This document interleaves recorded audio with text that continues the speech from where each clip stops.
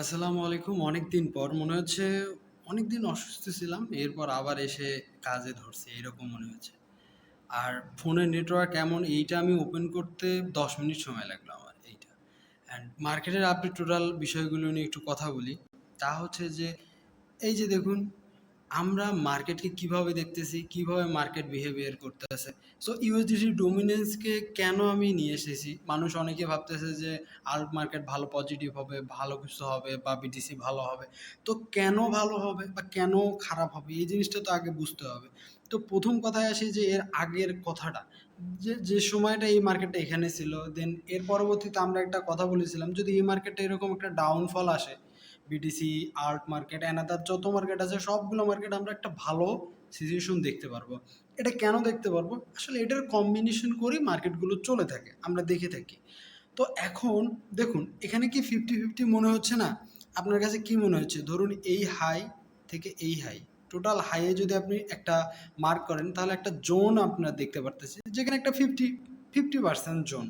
এখান থেকে কি হইতে পারে? কেউ বলতে পারবে মার্কেট পজিটিভ হবে, কেউ বলতে পারবে মার্কেট নেগেটিভ হবে। এরকম কোনো কিছুই কেউ বলতে পারবে না বর্তমানে।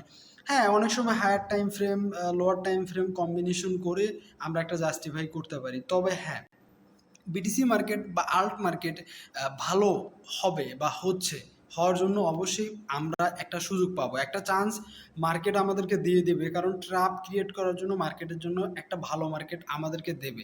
তো এর জন্য আমি মনে করি এই এই ইউএসডিটি মার্কেটকে আরও নেগেটিভ ফল করতে হবে এবং এই যে রেড লাইনটা রয়েছে এই লাইনটাকেও তারা ব্রেকডাউন করবে এবং এইটাকে আমরা দেখতে পারবো যে একটা ভালো মার্কেট এবং আমরা একটা ভালো ট্র্যাপ ক্রিয়েট করতে পারি বা ট্র্যাপে পড়তে পারি। আপনাকে আমি বলবো না যে বিটিসি ১০০ যাবে, ২০০ যাবে। দেখুন এইটা নিয়ে অনেক নিউজ হয়েছে, অনেক নেগেটিভ পজিটিভ যা হোক না কেন, কিন্তু মার্কেটগুলো তো আপনার এই চার্টের উপরেই ডিপেন্ডেবল। চার্টে তো আপনাকে কথা বলবে নিউজগুলো কতটুক কী। তো এই জন্য আমি বলবো যে ভাই আমাদেরকে একটা ট্র্যাপ ক্রিয়েট করানোর চেষ্টা হচ্ছে, যে চেষ্টাটা আমি মনে করি আমরা দেখতে পারবো। আর সব থেকে বড় কথা কি, যে এখানে যতটা নেগেটিভ ফল্ট হবে আমরা আল্ট মার্কেটের ভেতর ততটা ভালো পজিটিভ মোমেন্টাম পাবো এবং ভালো একটা বুল মার্কেট যেটাই আপনি বলুন, একটা ভালো পজিটিভ মার্কেট আপনি দেখতে পারবেন। কিন্তু এইটা কতটা সাস্টেনেবল আমাদের জন্য, এইটা নিয়ে আজকে মূল কথা। তো এখানে একটা টোটালি 50-50% যে আমরা কেউ বলতে পারবো না যে মার্কেট কোথায় যেতে পারে, up and down, up and down. তবে হ্যাঁ, এটা ঠিক, এটা সামথিং নেগেটিভ করার পর একটা আপ অ্যান্ড ডাউনের আপ হওয়ার একটা সম্ভাবনা আছে, কারণ এটা একটা ট্র্যাপ ক্রিয়েট করতে পারে যেটা মার্কেট এই যে পজিটিভ থাকবে। ওকে, তো ইউএসডিটি ডোমিনেন্স তো আমরা দেখলাম। এখন আমরা, আচ্ছা, আপনার কি মনে হচ্ছে যে এই আপ এন্ড মার্কেটটা বা এই মার্কেটটাকে অ্যাজ এ ব্রেকডাউন ব্রেকআউট করবে এখানে, এখানে সব কিছু করার পরে এটা কি একবার উপরে চলে যাবে বা উপরে চলে যেতে থাকবে ৭৬, ৭৮, মানে পাম্প হইতে থাকবে, এমনটা কি আমরা ভাবতে পারি বা এমনটা কি হওয়ার চান্স রয়েছে? সো আমরা একটু ভেবে দেখবো যে এখানে হইলো না, এখানে হইলো না, আবার এখানে দেবে। আর মার্কেটটা এখানে আসার অপরচুনিটি বা এই লাইন আপগুলো বা এই যে জোনগুলো, এগুলো একটা একটা লেভেল আপ, যে লেভেল আপ থেকে মার্কেটগুলো, হ্যাঁ, সামহাও পাম্প করতেই হবে বা পাম্প হবে ইউএসডি ডোমিনেন্স বা যে মার্কেট যাই বলুন না কেন। তবে হ্যাঁ, এখানে আপনাকে আমি এই জন্যই বলবো যে ভাই এইটা পজিটিভ হওয়াটাই রুলস ছিল বা এটাই হওয়ার চান্স ছিল, কিন্তু বাট এমনটা ভাবা উচিত না যে ভাই এগুলোকে ব্রেক থ্রু করে মার্কেট পাম্প হইতে থাকবে, হইতে থাকবে, হইতে থাকবে, এরকম আমি মনে করি না। তবে এটা ঠিক যে মার্কেট আবারও হয়তো বা সামথিং একটা পজিটিভনেস আসবে, ৭২, ৭৩, ৭৪, ৭৫ সর্বোচ্চ আমি মনে করি।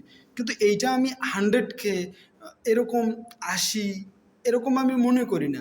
হ্যাঁ, আমি ৭৫ কে সর্বোচ্চ আমি দেখতে পারি, কিন্তু এটাকে সর্বোচ্চ $১,০০০ এইরকম আমি ভাববি না বা আমি ভাবতেও কাউকে বলবো না, কারণ সিচুয়েশন এমন না। সো বি কেয়ারফুল, একটু কেয়ারফুলি থাকেন। আরও কথা হবে কোন কোন কয়েনে ইনভেস্টমেন্ট করবে, সব কিছু করবেন। আমি এইটাকে ওপেন করতে আমার ১০ মিনিট লাগতেছে।